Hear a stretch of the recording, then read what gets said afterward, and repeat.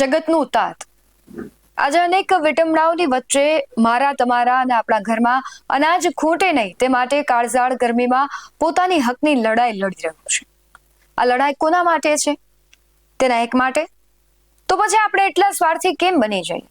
શું આપણી ફરજ નથી કે તેમના હકનું રક્ષણ કરીએ, તેની વાત સાંભળીએ અને જો વ્યાજબી લાગે તો તેનું સમાધાન પણ લાવીએ?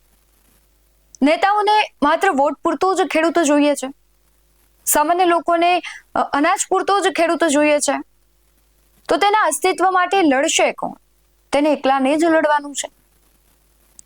છેલ્લા ઘણા સમયથી ખેડૂત હકની લડાઈ માટે મેદાને છે। ખાનગી કંપનીઓ છે, વીજની દાદાગીરીનો પ્રશ્ન હોય કે પછી ખાતરની અછતનો પ્રશ્ન કેમ ન હોય, સાથે જે સિંચાઈનું જે પાણી છે, બિયારણ છે, કોઈ ઠોસ ઉકેલ તેના પ્રશ્નનો આવી નથી રહ્યો।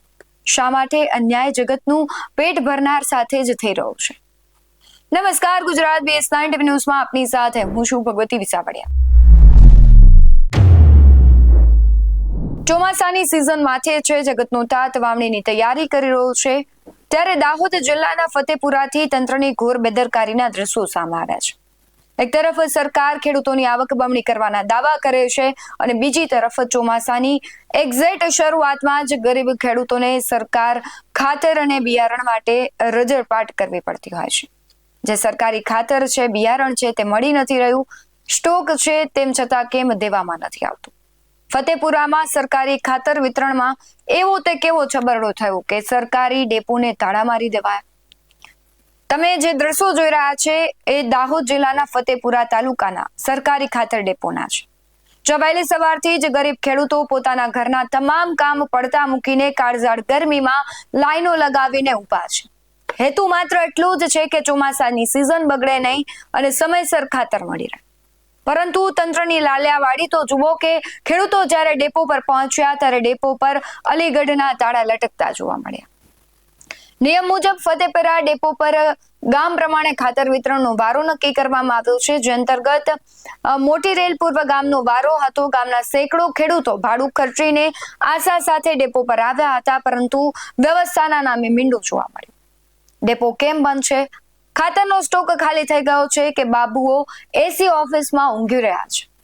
તે અંગે ડેપો પર કોઈ સૂચિપત્ર કે નોટિસ બોર્ડ મારવાની તસદી પણ તંત્રએ લીધી નથી, જેના કારણે ખેડૂતોમાં ભારે આક્રોશ ફાટી નીકળ્યો છે। ખેડૂતો પોતાની વ્યથા વણાવતા શું કહી રહ્યા છે તેના પર નજર કરીએ। અમે સવારના 7 વાગ્યાના આવેલા છીએ।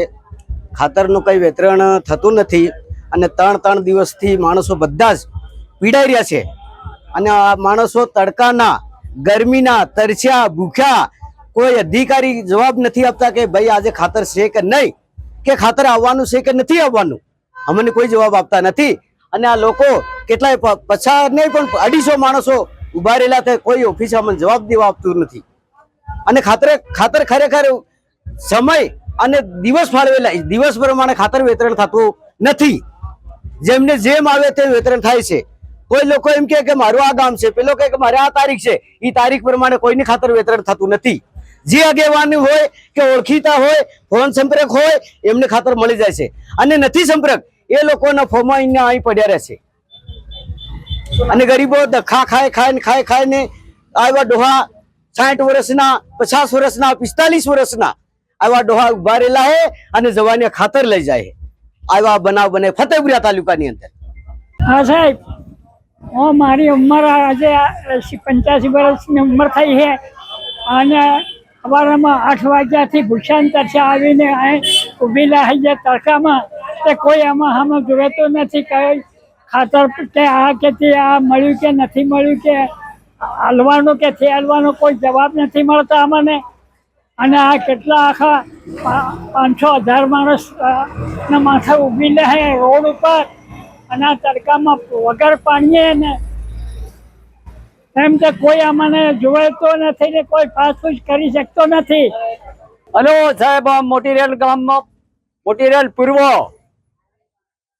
આખું ગામ અમારે મોટી રેલ ના સવારે 8 વાગ્યાના આવેલા, રણથી નહીં મળે પાણી, કાંઈ ને કઈ માણસ ને ચક્કર આવે, મરી જાય તો કોણ જવાબદારી? કોઈ અધિકારી આવતો નથી કે હેનો ખાતર હે કે નથી, વિતરણ કરીએ બોર્ડ મારવો પડે કે એવો બોર્ડ માં હાલતો નથી કોઈ। કે વેતન અધિકારીઓ નહીં આવે કે કઈ નહીં હું કે આગળથી વેતન નથી દેવું એને જાણ કરવી પડે કે ગામના મોટેલા સરપંચ કે ગમે તે અધિકારીને જાણ કરવી દેવી પડે. હા, સવારમાં 7 વાગ્યાના અમે ખાતર લેવા માટે આવેલા.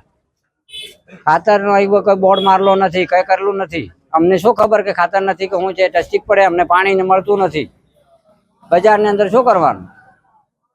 આવી ટસ્ટિકો વીઠવાની તો સાહેબ અમે ઓનલાઈન કરી લીધા. હવે મારી પાસે ખબર વગર ના અમે આવવાનું કોઈ સાધન મળે નહીં, તાપ વીઠીને આવવાનું. તો તમે કઈ એની જાણ કરેલી હોય તો ના આવીએ, શાંત રાખીએ.